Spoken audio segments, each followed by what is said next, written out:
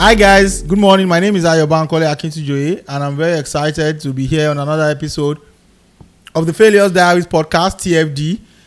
You already know what this is about. We bring in inspirers, motivators, innovators, business leaders, working professionals to share with you their challenges, their setbacks, failure stories, everything that has happened that has led them to where they are. And we also bring everyday people to share with us, challenges along the journey. Too many people are giving up these days because they think they are the only ones that the universe is against. Meanwhile, you don't know that people who you see on Instagram, on Twitter, on LinkedIn with fantastic, inspiring stories also face some of the challenges that you face. Today, I have a very great, a very great executioner, a fantastic professional, a good friend, and inspiring business leader, Babajide Duroshola. Welcome to the show, my guy. Welcome. Thank you. Thank you. Babajide, I've known Babajide for years. We have some history together, but we'll come to all of that later. Babajide, welcome to TFD. I know that everybody has been doing podcasts these days. Anytime I invite any of my friends, they say, "Hey, why you said don't that podcast?" But when I then tell them what this is about, they're like, "Okay, yeah, this is different." Because really, I just looked at it that almost all the podcasts, either relationship, gossip, or somebody's talking about their successes and how they make millions. But nobody's talking about the other side of the script. Yeah. So tell us, first, what does failure even mean to you? And tell us your story, your journey till date, and all of the challenges you had growing up that led you here. Yeah. So, interestingly to me, failure is opportunity. And the reason why I view failure as opportunity is, when you've had something happen over and over again, and then you're able to see how those failures turn to things that either defined you or things that motivated you or things that shaped who you are today. You then now look at it whereby when there's a point of failure, you are looking at, okay, what is the opportunity there? Now, me, I'm a man of faith, contrary to many of you. Nobody denied. Now you yourself, you said it by yourself and still debunk it. I didn't debunk it. And so over the years, I've come to realize that, every time where I met with failure, disappointment, or a setback, there was always an opportunity for a quantum leap. And what that meant was, it meant me moving from a place of whether my natural operation or habitat into a higher state. And so for me, failure has always propelled me forward, all the challenges, so many things. People will see you, they'll look at you, they'll look at your diction, they'll look at your skin. They don't know that it's my wife's skincare product. Don't you know? I'm telling you. But they'll look at all those things and they'll be like, oh, this person doesn't know what life is all about. They've not had setbacks. They've not had failures. They have it good. All together. They have it all together. But then they don't know what is underneath. That success that you see. I like that picture of that iceberg where you see that success. But under the iceberg, you see a huge amount of things. And that's what it really looks like. So thinking about how, I came about, I was born into a wealthy family, unquote. But in that born into a wealthy family, I ended up, growing up with a silver spoon, or I should have grown up with a silver spoon, but I somewhat lost the spoon. And when you think about losing the spoon, what does losing the spoon mean? My family was a polygamous family. We're one of the first sets of families too as well, or the first set of kids. And then, after a while... As a polygamous family, your father had numerous wives? Multiple. Like not really wives, I would say. In fact, Davido is learning from learning from my popsy. Davido has what? 4? Davido has 5 kids from 4 women. Yeah. Okay, we were 15. Wow. Yeah. So we're 15. For And my then, to be honest with you, I don't know. But from my Mad, side of the family, we are the most, which is 4.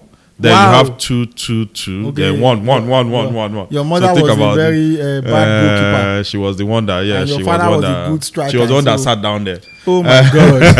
And so when you think about that, and you think about that kind of like dynamics, you're left to like, be the, and I was the first child. So imagine that kind of thing. Oh, is he of the So- 15 or No, your I'm mom? the second child of the 15. But Wow. I'm the first from my mom too as well. And guess what? All through my life, they told me I was the first child. Apparently, what I had happened senior to- brother. You are kidding me. See, life is just So very I had a interesting. similar story, but I don't want to. It's not me that's So, on the hot guess seat. what? I had a senior brother. I was being told I was the first for about 16 to 17 years. So Of your for life. 17 years of my life, I thought I was the first child. Your dad told you that you were the first child. My dad never even confirmed or denied anything. Okay, It was so wild, but like, I think that this show is going to take me to regions that I never you imagined. never imagined, yeah. So, and that kind of thing. So imagine dealing with the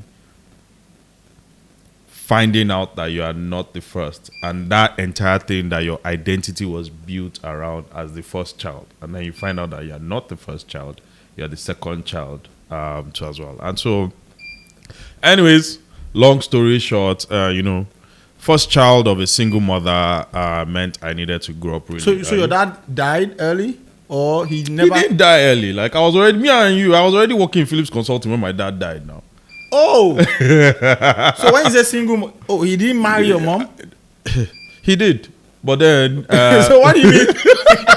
What is Babajide saying? So what do you mean first child of a single mother? so let me explain how the first child of a single mother came about. Think about how I told you about the structure. We are 15, we were 4, and then you have like 2, 2, 2, 1, 1, 1, 1, like that. At some point, you just don't care about the family. Now, husband and wife dynamics is very interesting. Yeah.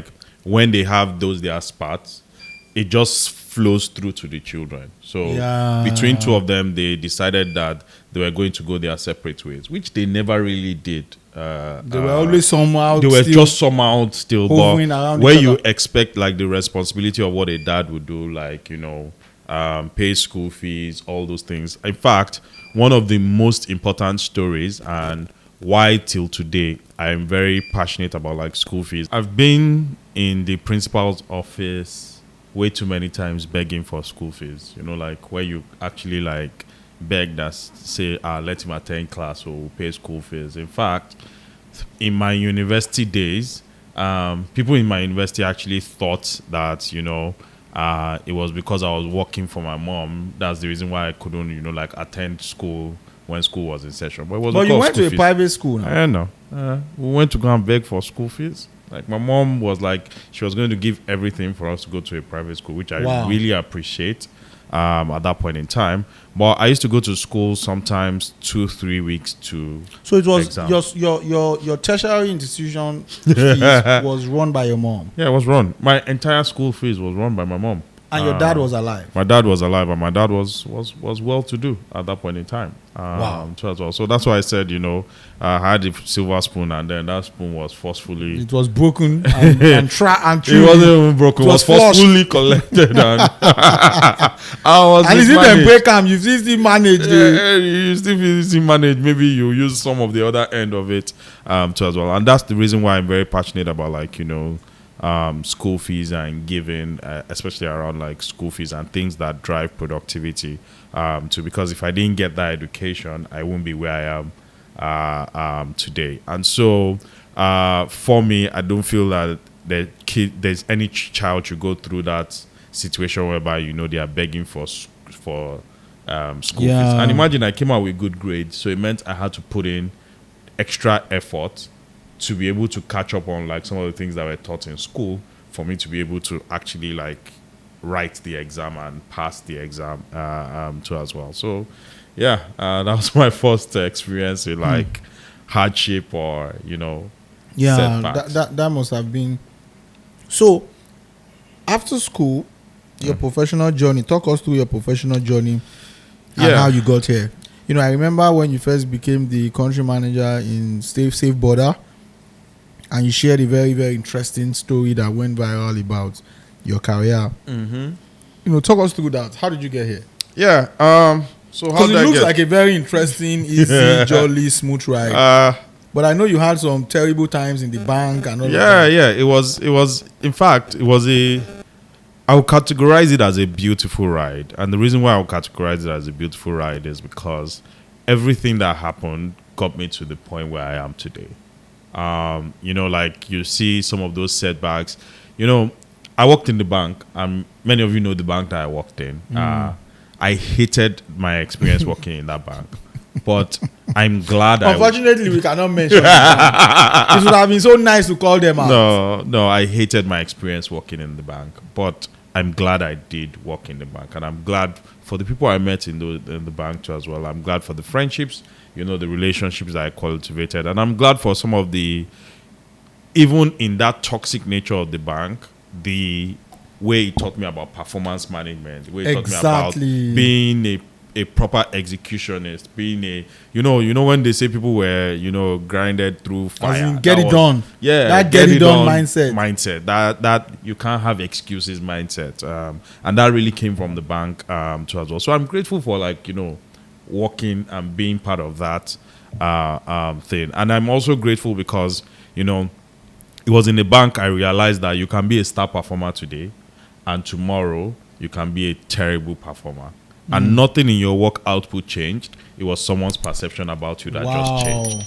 And so it was there that I realized that, relationships. So it wasn't a system. It wasn't a foolproof performance management system. It wasn't a foolproof performance management system. It was still very hinged on the feelings of an individual. The mood. On the mood and the hormones of your... Exactly. The mood of an individual too as well. And so it was there I realized that you could be a hard worker. You could be a high performer. But if you don't have the right relationship currency, then they will categorize you as a bottom performer too as well. And so a lot of when we think about like my career, I started off in consulting, Phillips Consulting. That's where you and I worked back in the day. Interestingly, my Phillips Consulting story was one of failure too as well. How do you mean? That's the reason why I don't mess with Lola Eson. So shout out Lola. We should get Lola on this Lola, show. wherever you are, God bless you. Too, because I remember, I'd done NYSC in Phillips, and it was time for me to be done with like my NYSC, and that was the time they changed the process. So it wasn't a smooth entry from NYSC into like analyst again. You had to go through like an assessment, all those things. And then me, I was like, I've worked with these people, so they should know me and they should know my capacity now. So I flunked that assessment. In fact, they sent me an email. Mayode, my best friend, sent me an email. Mayode was one that sent me Mayode was one sent me an email to say I wasn't successful, and they won't give me the role of an analyst, and so I was out of a job. Wow. Yeah, I was out of a job, and I was trying to figure out what next would I do, all those things like that. And 1 month later, like Mayode again called me and said, they have my offer letter ready. And I'm like, what changed? I was confused too. It turns out that after doing that assessment, failing the assessment, in fact, I cannot forget the look on FOP's face that day. Till today, I can't still really look the man. Shout out to FOP. FOP has really raised generations of leaders. He has. He inspires me in many ways. He has raised generations of a lot of people. But till today, I still can't really look at the man's face, because all I could remember was that disappointment that, when he sat there when I was doing the presentation, and I cannot forget the people that were in the room, him, Akinwale, and 3 other people too as well. And the disappointment on his face of like, after you spent 1 year with us, how could you do this? To like, I was ill prepared for that presentation. In fact, I think I had done the presentation the night before too as well. And the reason was because I was even working on a project at that point in time, and I'm like, you guys can see my delivery on this project. There's a lot of lessons from this, but let me let you learn. Like, you can see my delivery on this project, and then all those things. And then, I'm one to believe in second chances. I feel that I've used my own second chance, which was Lola giving me that second chance. So in my life, I've never been ill prepared for any job interview Yeah. again. And so, when I then now found out why Phillips Consulting called me back, it turned out that Lola was leaving and she was going to go and join PwC at that time. That was where you and her first met. And so she was leaving. No, I had first met Lola in ISEC. ISEC. I knew Lola from ISEC days in uni. Oh, yes, you are. Yeah. Anyways, so back to what we were saying. But she was where we then built a strong relationship. So she was leaving, and FOP was like, "Oh, what can he do for her?" And Lola said, "Oh, can you bring Babajide back?" Wow. Yep. So you see why I don't play. You see why I don't play with. You are kidding? No. Did you have a special relationship with her before? No. There are too many lessons in this your 30 seconds speech because so what was the relationship prior? She was my manager back then. So she was my manager. She was I think she was MC in Human Capital Consulting then. So we reported to her. MC is managing consultant. Yes, but we all reported to her that thing. That was the only relationship that I had with her. But I think, it was a thing of grace. And, that grace was like, hey, this person is going to have a good career, so let's use you. God was like, let's use you, Lola, to ensure that. Lola is probably, she was Lola is the most amazing, long-standing, professional, and mentor and individual. I don't even I think mentor on that. We're going to bring Lola to one of these shows. You need to bring Lola. Yes, definitely. You need to bring Lola. So I use Lola too much for too many things. So shame is now catching. Anytime I call her, the person that says, I don't like the stress, blah, blah.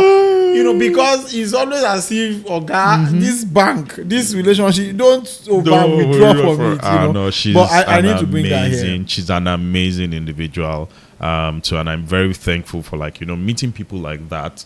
And that when we talk about failure stories, we don't talk about the role people play in people who helping give us you those turn opportunities, turn that failure back into success. Because imagine that there was nothing on my own path. Now here's the interesting part about it: there was nothing on my own path that I did that changed that situation. Yeah, it was one is on when you say external force. External, it's not because and this. There was nothing. So I think maybe your own input was just ensuring that you did good work. You created a good impression with Lola. Yes. Because I feel that guess what, people can forget good impressions. Exactly. People can forget good impressions. So yes, I did work with her. We were doing good work, all those things with Tunde back then and all those things. She could have even been a bad boss and just say, do you understand? And she is not doing enough. Because I had some of those managers. Of course. And the thing about it was a thing where FOP was like, oh, what can I do for you? You've stayed here long enough. It was for her personally. And it was for her personally. She could have asked for any other thing else, but this person then now decided to use their own bargaining chip. That was literally just she could have asked for anything else. And FOP is very influential. Could have asked for anything else, and she used that to, and this that's why I'm hearing this. I can't. I'm stunned. And we've known over for 10 years. All my friends keep stunning me on this show because 10 almost 10-15 years. Wow. And that was. And I've known Lola forever. She's never mentioned. Lola does so many things for so many people that she never talks about. Too many people, and she wouldn't know that. To me, I hold that situation there. To her, if I'm talking about it, I'm embarrassing her. What are you saying? But I think about it, and I think about pivotal moments in my career and life. Is that short an opportunity? Because from that moment on, I'd always been classified as a high performer in everything that I've done. Because you took the lessons from that and said, bro, I was like, never again. So, would I be which caught is why in that situation? I think we need to hammer this for young people. People are mental health fragility is becoming a pandemic. People are giving up, breaking down too quickly. It's resilience. People need to build resilience. Resilience. That kind of thing whereby it used to be an automatic entry from like NYSC into analyst at that point in Yes, time. at that time. And then it was during my own time they now decided to change it. On your head. On my head. And I was the first person. Which on kind my of head. luck you call carry? I don't know. But here's the thing about it. Like I'm one, like I said, like I believe in faith a lot. And I think that it was God that wanted to teach me a certain lesson. A lesson at that time. That like say, you know what, guy, you cannot mess just continue this to take things for granted. You can't take things for granted. I can't say. Yes, that can't, was the lesson I wanted us to even drive home. The fact that we get to become so comfortable with certain situations that we begin to take things for granted. Yep. You either think, oh, I've done so well. Oh, I'm good at this. Oh, they know that I'm good at. I mean, people take things for granted. Till today, I don't take anything for granted, especially when it comes to like work and career. Yeah. Even when I'm succeeding and I'm doing very well, it's like as if something is chasing me because of that one experience. And I feel that like, everyone deserves a second chance. I mean, You've used my it up. second chance. It's not going to come again. It's not going to come again. Nobody will give you again. Even me not going to give you. If I you know. try me, I will understand? deal with you. I know. You get. And so like once you do that and that person like put their second chance on me and I in fact I collected it gracefully and started using it significantly. So that was my first real like, setback. Glad that the thing turned out. I then now did like 4 years in Phillips consulting. By the time I was leaving, I was like one of the people that, especially on HCM projects, everybody wanted on their projects.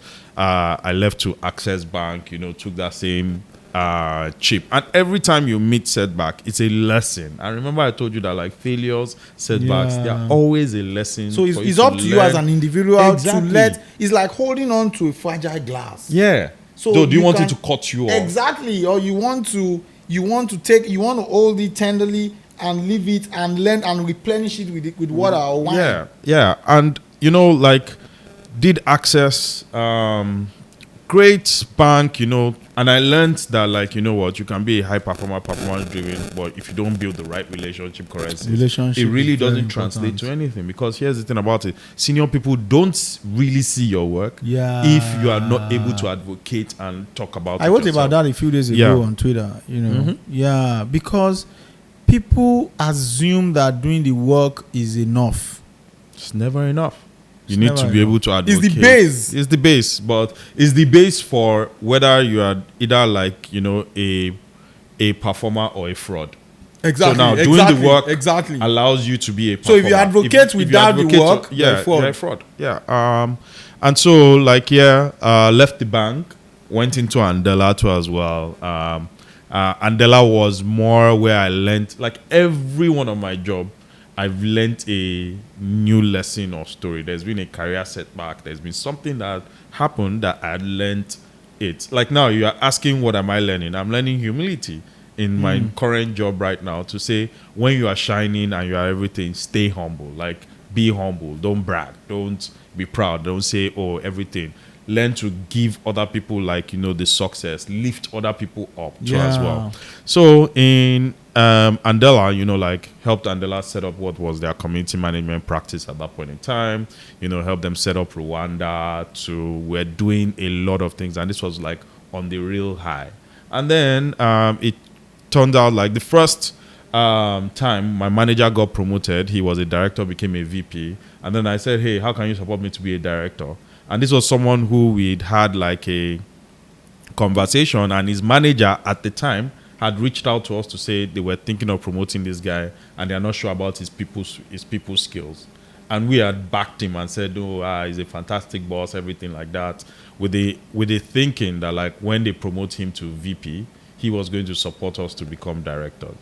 Now, they promoted this individual to VP, and I cannot forget, he summoned us to Kenya, so me and my Kenyan colleague at that point in time, and turned around and said he doesn't know how to support us to become directors.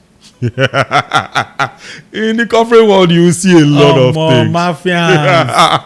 You will see a lot of things. And, I can't forget that conversation. Like, did he not know that you guys impute? He knew. He moved on. And that's the thing about life.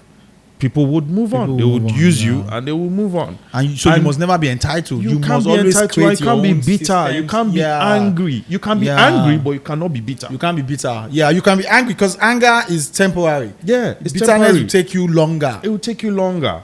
And so, those kind of things, like he did that and he said, oh, I'm going to hire someone to come and, help you to become in that level. So I was open to, okay, you said you can't support me. Hire the person, all those things like that.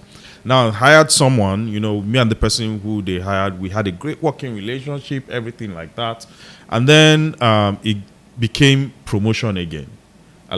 It's time for you guys to promote me. And my manager is like, don't worry, we're going to promote you. Because at this point in time, they had now become a level between my level and director, which was senior manager. And the salary difference between my salary and senior manager salary was 60,000 naira. Just so you know. But now here's where the story money at that time, bro. No, it's not even about the money. Here's where the story is even about to get very interesting. So, my manager told me that hey, you're getting promoted, all those things like that. We've had conversations with my colleagues too as well, because they were building a promotion justification for me. So they were gathering information from people who are my peers who I was working with, everything like that. Now, my first son was born, and so my wife was going back to work. So I stayed back home to take care of our son. And then I went on leave. And the last conversation I had before going on leave was you're getting promoted. Now, when I resumed back from vacation, because it was a 1 month long vacation, the first conversation I had with my manager was you see that promotion I said you were going to get, you're not having it anymore. Why? But I would have thought that Andela would have systems that were, a bit foolproof of who builds all these systems? type of things. People, right? Who builds systems? Yeah, because I remember so even people in the are Big Four, responsible we for had all these type building of issues. Yeah, people are responsible for building, maintaining, and improving systems. They are also responsible for destroying systems. Yeah. So it's people, and you can't always remove that people because factor. In PwC, that is a global firm, built systems for organizations. I remember a couple of my colleagues, and it would have happened to me. We had this terrible manager who destroyed a lot of people's careers. Yep. Despite the fact that the system was foolproof. Yep. But I understood the system a lot better, so I So you've not even asked me why I wasn't promoted. Yeah. So now it turns out the same person who had said he didn't know how to support me for director, the moment they took him, because he was now my boss's boss, the moment they took my name to him to say, oh, they want to promote me, he said I wasn't ready. Wow. I wasn't ready to become a senior manager. Yep. He said I wasn't ready. So it wasn't even my manager or my new manager. It was the same person from the last time. So now he was given a clear chance to allow you thrive. And he said, where's the guy now? I really don't know. I didn't pay attention, but wherever he is, I really wish him well. There's no animosity. You are doing well. Because here's the thing about it. I mean, that opportunity was what led to Save Border. Oh, that was when you said no. No, I didn't even say no. That opportunity, and I'll tell you the story. And this is why I say, see, when you are faced with setbacks, you can be angry, but never be bitter. Now, bitterness corrupts everything it comes in contact with. So, when my manager had told me that, of course I was angry. So I had to find out that what is the decision why. Now, they couldn't give me any concrete proof because the foolproof system that you were talking about was the business KPIs. Now, we had achieved 110%. Oh, above the KPIs. So that KPI side was there. And then, we had conversations and then they said, oh, we spoke to some people and they didn't really like you because they said you lacked empathy. So I'm like, okay, in understanding what does lacking empathy mean? What empathy? What does empathy mean? And we had those conversations. We talked about it. I had to set up a mediation session too as well. They had to set up one for me, and I remember sitting in there with my manager then, her manager, who was this guy, and the country director at that point in time. And so we sat down there and I asked the question and I'm like, which one of you is showing me empathy in this entire situation? Because if you're saying I'm not ready there, so the person said, oh, you're not 100% ready, you're 75%, you're 85% ready. So I'm like, so it's because of 15% you're not promoting me. Now, it wasn't about the money, because why the 60,000 naira difference? Actually, it wasn't 60,000, it was 20,000 naira salary difference. Why the 20,000 naira was a inconsequential amount for that kind of thing. And if you were saying, you know what, we've seen some behavioral issues around you, let us promote you so that, we'll support you with trainings for all those things. But nobody said that. They were like, no, don't worry, give it another 6 months, then we'll promote you. So that had entire situation that happened. I was angry. In fact, they used to send out promotion emails to people who were on the promotion list. The day they were sending out the email, I didn't go to work because all my colleagues that had told me congratulations, I didn't know how to explain to them. Wow, they had already told you congratulations. Yep. That would have been so embarrassing. And I didn't know how to depressing. Explain to them that this thing wasn't happening. And I still had to explain, because when they sent the list, people were now saying, we saw the list, we didn't see your name, what happened? And they were asking those things too as well. So now my manager was one who went to go and meet people, trying to build business justification that she wanted to promote me. So I wasn't one who told anybody that I was getting promoted. Like, you've been the one to tell people, and that didn't happen. I'm thinking, I'm trying to put myself in your shoes at that time, and I know how I cried. Yeah, you wept, like the Bible said. Jesus wept. There's no hard guy in it. I wept because it was painful. It was heartbreaking because I'm like, I trusted the same person again, and he did it the second time. So it's not because a fluke. That was the first time where he said, I can't support you. Then he did the same thing the second time. Now, turns out, like, why I always tell people that be angry but don't be bitter. So in that entire situation, I continued my work, all those things like that, to the point where people were now, in fact, my manager was even afraid, and they would be asking me, are you all right? Are you okay? Like, you're not throwing any tantrums, all those things. And I'm like, I'm just here to do a job. They expected you to react in a certain way. I'm here to do a job and keep it moving. Now, someone on the sideline who was watching this entire ordeal happen, I cannot forget that day. And the person is Benga Oshowe. Oh! Yeah. Really? Yes. The person Benga. And that's why I say you cannot discount people in your failure stories. Like, you have to give credit you cannot. where credit is. I look at a lot of people, and they undermine the platform that people give them. Yep, they undermine the platform people give them. They take it for granted. And they forget. They abuse relationships. Yeah. Now, here's the thing. Benga Oshowe, at that point in time, was sitting on the same border country manager role, JD. In fact, they had been looking for someone for 3 months. So Benga had that JD for 3 months, where he was looking for someone. So Benga saw all what happened. And Benga was in Andela. He was in Andela. Benga was like, this thing was unfair, but the way you reacted, it's like, I saw one role, here, try and apply. Maybe you might get it. This is insane, bro. I'm telling you. You need to write a book. I would one day. Because the chapter is never finished. Yeah, that's what GT also said. It's not finished. I've been writing a book since 2020. I keep telling myself, no, this chapter never finished. It's not. Because I have so many things, and I've seen so many things too as well. So Benga gave me the role. I applied for the role, and guess what? Within 3 months of what that thing had happened, I'd gotten the Safe Border job. So in 3 months. But what qualified you for that Safe Border job? Because that role and what you had been doing before then, there's little to no correlation. There was little to no correlation. But I studied engineering and I did HR. There was little to no correlation. I was in HR. I was in HR for 6 years, and I became a community manager. There was little to no correlation. So even you don't know it. No, I know, because like, here's the thing about it. If you've done something before, you figure that it's possible. Yes. So, and there are certain principles. So those were the things. It was the principles.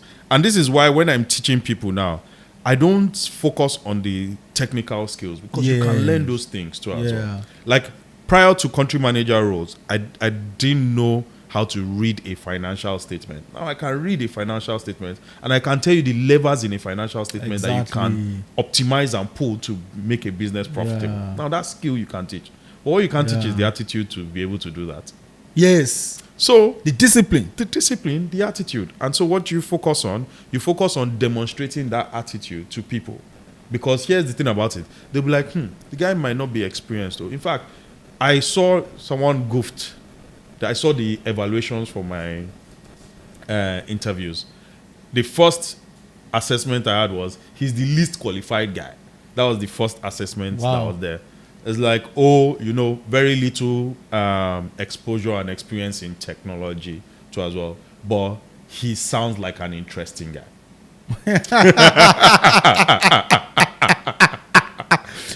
Oh my God. That was the evaluation. That was the comment in that thing too as well. And I was going up against people who were already in the tech startup. Well, I can imagine. And things like that. And at the end of the day, I kind of like got it, because it's that ownership and being able to demonstrate that ownership ability.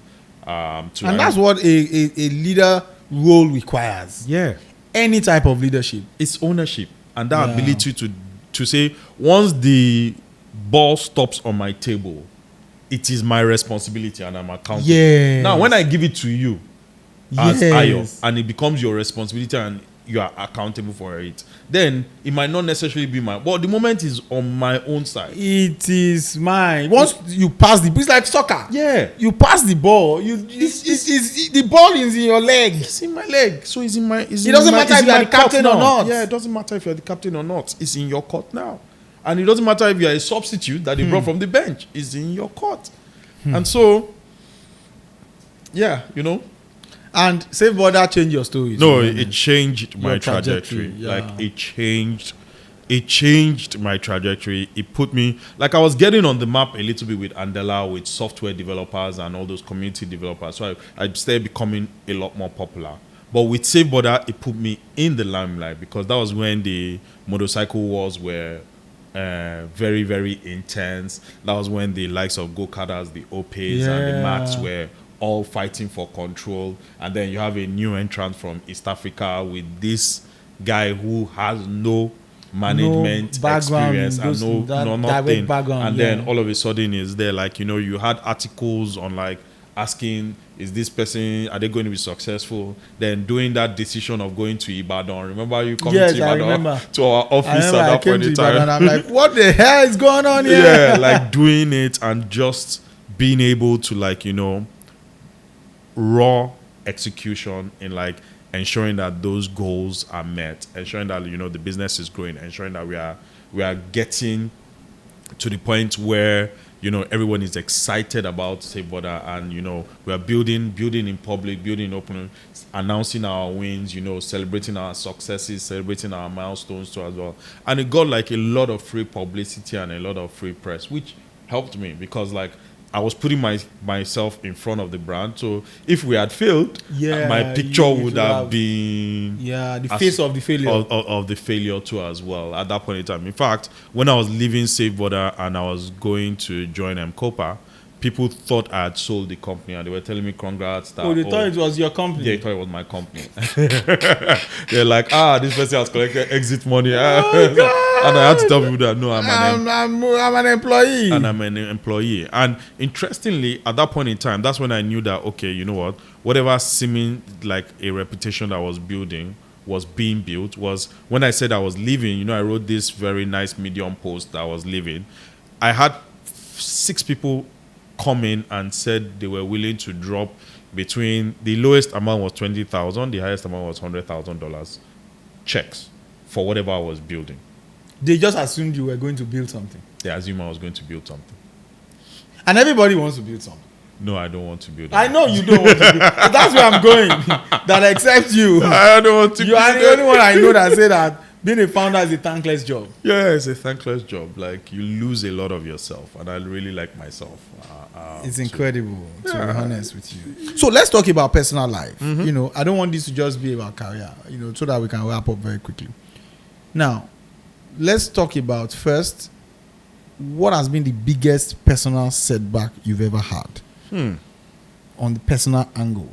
Be it relationships, be it on the home front, be it anywhere, friendship. I think it's friendships. Like, you have those betrayals of, like, people who are supposed to be very close friends, and they do things that, you're just like, I thought we were brothers. Like, how did we get to it. Like some of those things are like, Can you give us an example? No, those ones I will not. Those ones I will not, because there are some that are connected to us that we know the people too as well. And then if I say the story, like everybody would never knew that thing happened will connect it. Would to connect as well. it and it will be explode. Would explode. But what did that teach me? It told me that, like, as you start to grow higher and up on the leadership ladder, betrayal as a leader is a common thing. Like people will betray you. It is part of the job.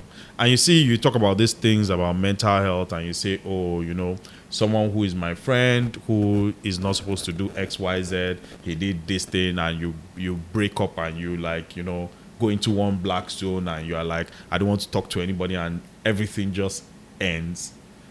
You find out that like, that's a recurring part of life. Yeah, it will always happen. Yeah, it's a recurring part of life. So are you at a point and situation whereby you want to be able to like break down every time it happens? Or are you at a point or situation whereby when things happen, you're willing to pick yourself up and you're willing to say, you know what, whatever this thing is, it is what it is. Like, it's part of life, it's part of our situation, and you just get going. And that's what young people need to get today, to say, you know what, life is unfair. Yeah, life is never balanced. It's never balanced. It's unfair.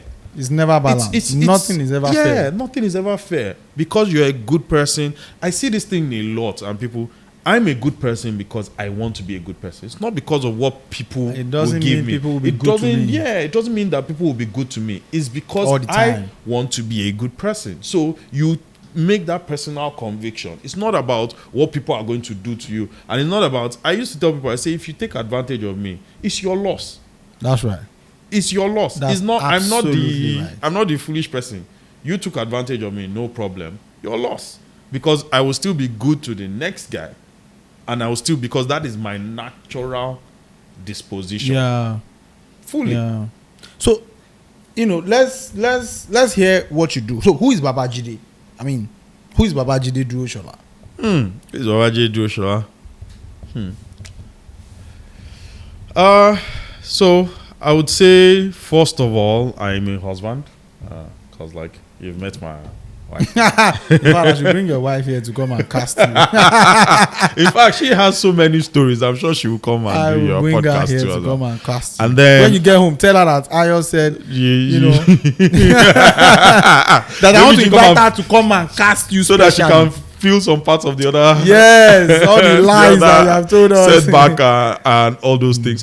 Which makes sense, because there's a personal setback that this one I can talk about. Yeah. Okay. Too, but we'll go there and I'll tell you about like what happened. So I'm a husband and I'm a dad of boys too. I'm an entrepreneur. So I'm the people who you hire internally, and we have that entrepreneurial spirit, and we're able to, like create new ideas in existing businesses. You're able to, like increase profits, do all those things like that too as well. More like a turnaround entrepreneur. Yeah, turnaround entrepreneur. I'm a, easygoing person, optimist. The glass is always half full rather than, because think about all these things I've been through. Yeah. So I'm always smiling. I'm always, cheerful. I'm always, she might think otherwise. Yeah. But yeah. Oh God. And when you think about me and everything about, is someone who is dedicated to service. Now, when I mean service, it's not the service to mankind in that, like, I want to serve my country. It's to the people around me. I don't, like I said, I don't have those big dreams of like starting a business or holding a political office or all those things. But you see, the people who are around me, how am I influencing them? Yeah, how am I influencing them? Am I a part of their story? And their lives getting better with the fact that I am in it too as well. Like, and so you think about all those things. Like, those are the things that really drive me, and that's how I, describe myself. Now, for the story of the personal setback, there was a time I went into FX Business. You're doing FX trading. Ah.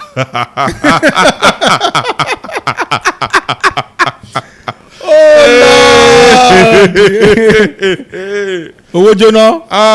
It's not Owojono myself. In fact, I probably would have ended up in prison. You are kidding. What happened? No. So, I've been running this FX deal and I've been running it. So, I had someone on the US side who was always buying. Now, I had a source.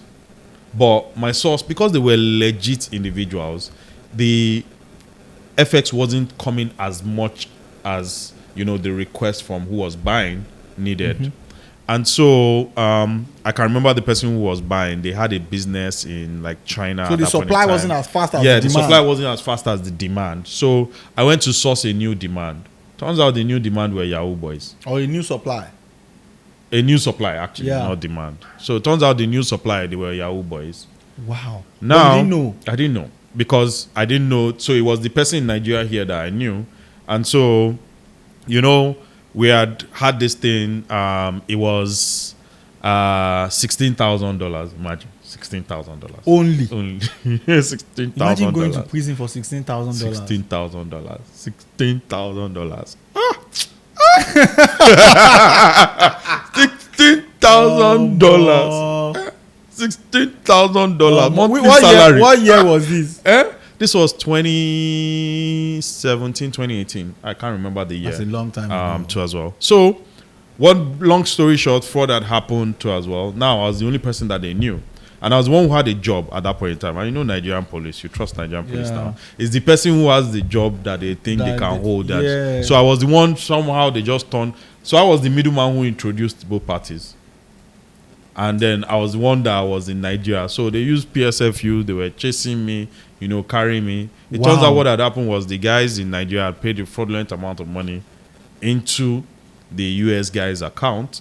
Now, the US guy's account, who was my own client, thought I had connived with the guys in Nigeria. Wow. I'm telling you. And so the guy wasn't answering me all those things. Meanwhile, the US had locked his account. The same thing where they would have filed all those things. Now, the guys in Nigeria were chasing me every day. It's like, PSF, you want to see. Oh, this, that. Thankfully, God your mind go down court. You will just be in the office. You will receive phone call. Your face will change. Why? It's police. Hi. On money that you didn't spend. Hey, money that you did, and how much was going to be my cost. I was going to ask you. The entire money was maybe 150K. Say, oh my god! It was going to be 150K. It was a small amount of money, and that entire thing. But the good thing about it was like I came out of that situation. Like at some point I had to reach out to the guy in US to say, hey, like I'm not with this individual, and see like they're already beginning to start the process of trying to charge me to court. And I sent him all the papers and everything, and he then now sent the document from the bank that showed that they had actually closed his account and seized the money, and they had said they would return every other money in his account. But you see this transaction, whoever deposited the money should be the one to come back, bring their ID card, and collect the money back. Of course, it was their own boys. They were not going to. That's why FX business is extremely risky. But guess what? God was teaching me a lesson. Yeah. And what was the lesson? It was the lesson that I was going to go and become country manager, and I was going to sit on a pile of FX. Babajide, it's been so nice having this conversation with you. Thank you. I'm glad that I called you. I'm sure I'm going to call you. I need to hear that other side of the story. Thank you so much, everybody, for joining us again. Of course, this edition I did it alone because if I did not do it alone, some of this conversation, maybe Jide would not have been able to have it. No. So I'm happy that we've done this, and I look forward to seeing you again on the next episode. Thank you. Take care. Bye-bye.